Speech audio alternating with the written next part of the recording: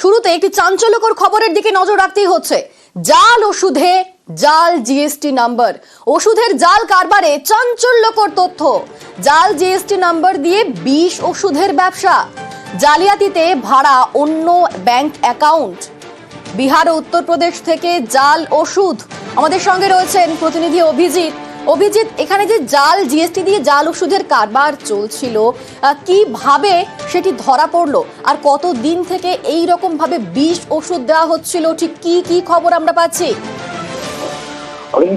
সত্যি খুব চাঞ্চল্যকর তথ্য, কারণ গোয়েন্দারা, ড্রাগ কন্ট্রোলের আধিকারিকরা তারা হাওড়ার আমতায় যে জাল ওষুধ কাণ্ডে সেখানকার মান্না এজেন্সির কর্ণধার বাবলু মান্নাকে গ্রেপ্তার করার পর তাকে জিজ্ঞাসাবাদ করে বিভিন্ন তথ্য পাচ্ছে এবং তাতে বলা যেতে পারে যে এমন সব তথ্য তাতে দেখা যাচ্ছে যে ড্রাগ কন্ট্রোলের আধিকারিকরা জানতে পেরেছে যে বিহারের পার্টনার এবং উত্তরপ্রদেশ থেকে যখন ওষুধ কেনা হয় তাতে ভুয়ো জিএসটি নাম্বার এবং টাকা পাঠাতে, যাদের থেকে কেনা হচ্ছে তাদের টাকা পাঠাতে বিহারের গয়ার এক বাসিন্দার ব্যাংক অ্যাকাউন্ট নাম্বার ভাড়া নেওয়া হয়েছিল এবং ওই ব্যক্তির নাম এবং অ্যাকাউন্টের নথি বিহারের ড্রাগ কন্ট্রোলকে পাঠানো হয়েছে।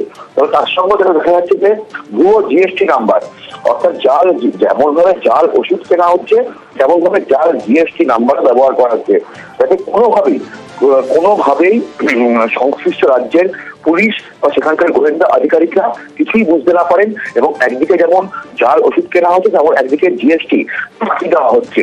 সব মিলিয়ে যে এই যে চক্রটা, হাজার হাজার কোটি টাকার চক্র গোটা দেশ জুড়ে ছড়িয়ে পড়েছে এমনটাই মনে করা হচ্ছে।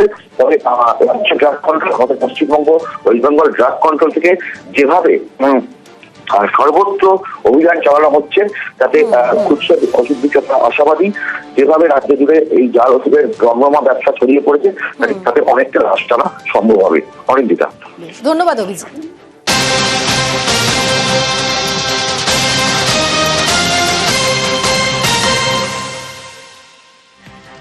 জাল ওষুধে কড়া রাজ্য, একাধিক ওষুধ বিক্রি সংস্থাকে চিঠি দিল রাজ্য ড্রাগ কন্ট্রোল। ডিসকাউন্ট দিতেই জাল ওষুধের কারবার, নজরে ডিসকাউন্ট দেওয়া দোকান ও সংস্থা। কিভাবে এত ডিসকাউন্ট জানতে চায় রাজ্য, 15 দিনের মধ্যে জবাব দিতে নির্দেশ। আমাদের সরকার নির্ধারিত যা মার্জিন তার বাইরের যে অসাধু উপায়, এই অসৎ উপায়ে যে ধরনের অসম প্রতিযোগিতা চলছে, সেই প্রতিযোগিতা চলার মধ্যে দিয়েই ফেক মেডিসিন ঢুকছে। ইউপি, বিহার, ঝাড়খণ্ড, দিল্লি, আগ্রা, এই সমস্ত জায়গা থেকে এই যে জিএসটি ইমপ্লিমেন্টেশন হবার পর এই ধরনের জাল ওষুধ আনা আসা বাংলায় অত্যধিক বেড়ে গেছে।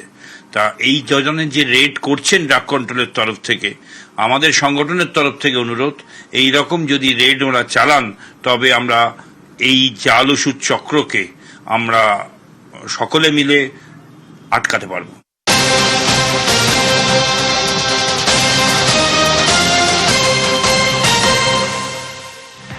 জাল ওষুধ ধরতে সক্রিয় রাজ্য, বড়বাজারে ড্রাগ কন্ট্রোল আধিকারিকদের হানা। 14টি নামী সংস্থার ওষুধের নমুনা বাজেয়াপ্ত ওষুধগুলির বারকোড স্ক্যানে তথ্য মিলল না। মেহতা বিল্ডিং, বাগরি মার্কেট ও গান্ধী মার্কেটে হানা।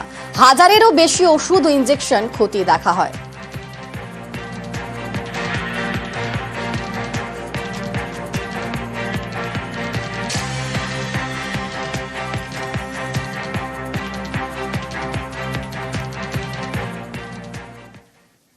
ভুয়ো কাস্ট সার্টিফিকেট তৈরিতে সর্ষের মধ্যে কি ভূত? প্রশ্নটা জোরালো হলো, কারণ অনগ্রসর শ্রেণী কল্যাণ দফতর তাদেরই ইন্সপেক্টর র্যাঙ্কের 2 অফিসারকে শোকজ করেছে। তাদের পাঠানো হয়েছে ছুটিতে। দুজনের বিরুদ্ধেই শুরু হয়েছে বিভাগীয় তদন্ত। ভুয়ো কাস্ট সার্টিফিকেট, এই সার্টিফিকেটে কেউ শিক্ষক, কেউ পুলিশ, কেউ গবেষণা করছেন, কেউ ডাক্তারি পড়ছেন। এর পেছনে কি সর্ষের মধ্যেই ভূত? ভুয়ো কাস্ট সার্টিফিকেট তৈরির অভিযোগে 2জন ইন্সপেক্টর র্যাঙ্কের অফিসারকে শোকজ করেছে অনগ্রসর শ্রেণী কল্যাণ দপ্তর। তাদের ছুটিতে পাঠানো হয়েছে। 2 অফিসারের বিরুদ্ধে শুরু হয়েছে বিভাগীয় তদন্ত। এই 2 অফিসারের একজন ব্যারাকপুরে কর্মরত, আরেকজন খড়গপুরে। জানা গিয়েছে 2জনের বিরুদ্ধে ভুয়ো কাস্ট সার্টিফিকেট তৈরির প্রমাণ পেয়েছে অনগ্রসর শ্রেণী কল্যাণ দপ্তর। তাদের সন্দেহের তালিকায় রয়েছেন আরো বেশ কয়েকজন অফিসার। ভুয়ো কাস্ট সার্টিফিকেট দেখিয়ে কলকাতা বিশ্ববিদ্যালয়ে কেউ করছেন গবেষণা, কেউ পড়ছেন আইন নিয়ে। এ নিয়ে অভিযোগ পেতেই সংশ্লিষ্ট বিভাগ থেকে রিপোর্ট চায় বিশ্ববিদ্যালয় কর্তৃপক্ষ। তথ্য খতিয়ে দেখে তারা 16 জনকে চিহ্নিত করেছে। সম্প্রতি এই খবর দেখায় নিউজ 18 বাংলা। এরপরেই পদক্ষেপ করল অনগ্রসর শ্রেণী কল্যাণ দপ্তর। অভিযুক্ত 16 জনের কাস্ট সার্টিফিকেট যাচাই করতে বলা হয়েছে সংশ্লিষ্ট মহকুমা শাসকদের। তারপর তারা রিপোর্ট দেবেন অনগ্রসর শ্রেণী কল্যাণ দপ্তরে। এ নিয়ে কলকাতা বিশ্ববিদ্যালয়ের রেজিস্ট্রার দেবাশিস দাস জানিয়েছেন, ভর্তি নিয়ে যাতে দুর্নীতির অভিযোগ না ওঠে তা নিয়ে সতর্ক কলকাতা বিশ্ববিদ্যালয়। কাস্ট সার্টিফিকেট নিয়ে অভিযোগ পেতেই অনগ্রসর শ্রেণী কল্যাণ দপ্তরে জানানো হয়েছে, কাস্ট সার্টিফিকেটে কোনো জালিয়াতি হলে সংশ্লিষ্ট আবেদনকারীর ভর্তি বাতিল হয়ে যাবে। এই ওবিসি রোস্টার নিয়ে একটা সুপ্রিম কোর্টে একটা মামলা বিচারাধীন আছে। সেই মামলা ইতিমধ্যে আশা করছি আমরা জট খুলে যাবে। তখন এই জাতীয় কোনো যদি কোনো অভিযোগ আসে কেস টু কেস ধরে স্পেসিফিক্যালি আমরা সেটা বিচার করব এবং জেনারেলি কোনো পলিসি নেওয়া যায় কিনা এই মামলার পরেই যদি মহামান্য সুপ্রিম কোর্টে কোনো নির্দেশিকা থাকে সেটা আমরা অনুধাবন করার চেষ্টা করব। কাস্ট সার্টিফিকেট জালিয়াতির অভিযোগে ইতিমধ্যে 2 অফিসারের বিরুদ্ধে পদক্ষেপ করেছে নবান্ন। আর এবার কাস্ট সার্টিফিকেট জালিয়াতির অভিযোগ নিয়ে নবান্নের নজরে কলকাতা বিশ্ববিদ্যালয়। রাজ্যের অনগ্রসর শ্রেণী কল্যাণ সম্প্রদায় দপ্তর ইতিমধ্যেই এসডিওদের চিঠি পাঠিয়ে বলেছে অবিলম্বে কাস্ট সার্টিফিকেটগুলি যাচাই করে রিপোর্ট দিতে। ক্যামেরায় খোকন দাসের সঙ্গে সোমরাজ বন্দ্যোপাধ্যায়, নিউজ 18 বাংলা, কলকাতা। আজ থেকে শুরু বারুণী মেলা। এই বারুণী মেলা নিয়েই তার জল গড়ায় হাইকোর্ট পর্যন্ত। তবে সেসব জট কাটিয়ে শেষ পর্যন্ত বারুণী মেলা শুরু হয়েছে। হরিচাঁদ ঠাকুরের জন্মতিথিতে পুণ্য স্নান। ঠাকুরনগরে সকাল থেকে শুরু পুণ্য স্নান। সকাল থেকেই পুণ্য স্নান মতুয়াদের। লক্ষ লক্ষ ভক্তের ভিড় ঠাকুরনগরে। আপনারা যে ছবি দেখতে পাচ্ছেন, রীতিমতো লক্ষ লক্ষ পুণ্যার্থী সেখানে এসেছেন পুণ্য স্নানে। সকাল থেকেই পুণ্য স্নান মতুয়াদের। আজ থেকে শুরু বারুণী মেলা। লক্ষ লক্ষ ভক্তের ভিড় ঠাকুরনগরে। হরিচাঁদ ঠাকুরের জন্মতিথিতে পুণ্য স্নান। ঠাকুরনগরে সকাল থেকেই শুরু পুণ্য স্নান। সকাল থেকে পুণ্য স্নান করছেন মতুয়ারা।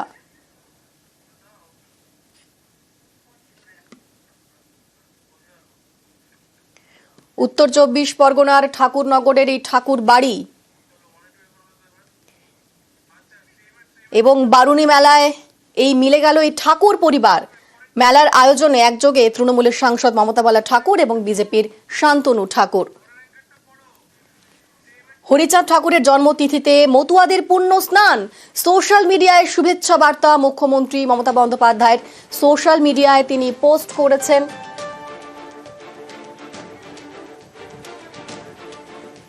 হরিচাঁদ ঠাকুরের জন্মতিথিতে মতুয়াদের পুণ্য স্নান। সোশ্যাল মিডিয়ায় শুভেচ্ছা বার্তা মুখ্যমন্ত্রী মমতা বন্দ্যোপাধ্যায়ের। আজ থেকে শুরু বারুণী মেলা।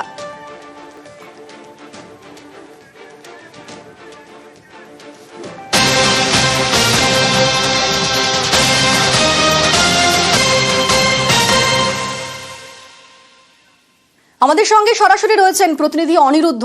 অনিরুদ্ধ, এই যে বারুণী মেলা, সেই বারুণী মেলার জট কাটিয়ে শেষ পর্যন্ত শুরু হয়েছে সেই বারুণী মেলা আজ সকাল থেকে। তো তুমি এই সকাল থেকে কিরকম ভিড় দেখছো, এখনো কিরকম ছবিটা? দেখো অনঞ্জিতা, আজ হরিচাঁদ ঠাকুরের 214তম জন্মতিথি এবং এই জন্মতিথি উপলক্ষে অর্থাৎ মধুর কৃষ্ণ ত্রয়োদশী উপলক্ষে লাখো লাখো ভক্তরা রাজ্য নয় শুধু দেশের বিভিন্ন প্রান্ত থেকে এই ঠাকুরনগর ঠাকুর বাড়িতে পুণ্য স্নান করতে আসে। আমি তোমাদেরকে দেখানোর চেষ্টা করব যে পুণ্য স্নান করতে ইতিমধ্যেই লক্ষ লক্ষ ভক্তরা এই কামনা সাগরে ডুব দিচ্ছেন তাদের যে আশা, সেই আশা পূর্ণ করবার জন্য। শ্রী শ্রী হরিচাঁদ ঠাকুরের কাছে তারা যে কামনা করছেন, এই পুণ্য স্নান করে তারা যে কামনা করেন সেই কামনাই তাদের পূর্ণ হয়। এই ভিত্তিতেই লাখো লাখো ভক্তরা কিন্তু আজ ঠাকুর বাড়িতে অর্থাৎ ঠাকুরনগর মতুয়া ধামে আছেন এবং গতকাল 10:56 সময় এই পুণ্য স্নান শুরু হয়েছে। লাখো লাখো ভক্তরা রাতভর এখানে স্নান করেছেন এবং তাদের যে কামনা সেই কামনা তারা করেছেন এবং তাদের বিশ্বাস যে হরিচাঁদ ঠাকুরের নামে বা হরিচাঁদ ঠাকুরের যে জন্মতিথি সেই জন্মতিথিতে স্নান করলে, কামনা করলে সেই কামনা তাদের ফলে। লাখো লাখো ভক্তরা কিন্তু ইতিমধ্যেই এই মতুয়া ধামে এসেছেন এবং পুলিশের ব্যবস্থা রয়েছে যাতে কোনো রকম অপ্রীতিকর ঘটনা না ঘটে, সেই কারণে সরকারের তরফ থেকে, রাজ্য সরকারের তরফ থেকে যথেষ্ট রকম পুলিশি ব্যবস্থা রাখা হয়েছে। ইতিমধ্যেই গতকাল রাজ্যের মুখ্যমন্ত্রী মমতা বন্দ্যোপাধ্যায় না থাকলেও রাজ্যের মন্ত্রী সুজিত বসু, পার্থ ভৌমিক এবং জ্যোতিপ্রিয় মল্লিককে দিয়ে তার শুভেচ্ছা বার্তা পাঠিয়েছেন। ফুল, মালা এবং বীণাপাণি দেবীর গলায় মালা দিয়ে মমতা বন্দ্যোপাধ্যায়ের শ্রদ্ধার্ঘ্য তুলে দেওয়া হয়েছে মমতা ঠাকুরের কাছে। এবছর কিন্তু মতুয়া মেলা আলাদা আঙ্গিকে হচ্ছে, কারণ মতুয়া বাড়ির যে দুই পরিবারের সংঘাত ছিল, সংঘাত ভুলে তারা মেলবন্ধন এবং দুই পরিবার হাত মিলিয়ে একটি কমিটি দ্বারা এই মতুয়া মেলা পরিচালনা করা হচ্ছে। অনিন্দিতা। বেশ, ধন্যবাদ।